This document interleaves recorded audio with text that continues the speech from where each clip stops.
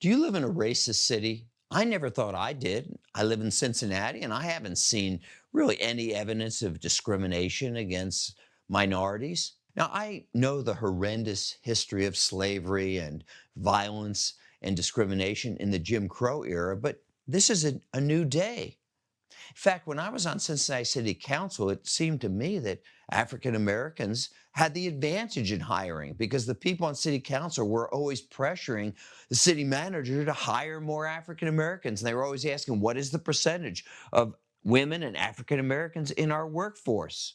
What really ticked me off was to see how the city would give millions of dollars to some minority entrepreneur, and invariably the entrepreneur would either go bust or run off with the money. In fact, I used to accuse the other city council members of playing the race card. I've always been against DEI and reverse discrimination and quotas, so forth and so on.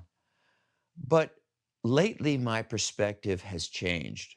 What really got my attention was a letter that was just forwarded to me from Kevin Aldridge, who's a friend of mine. He's the editorial page editor of the Cincinnati Enquirer. He's black, and he recently wrote a column about a brawl in downtown Cincinnati by a bunch of white guys and black guys.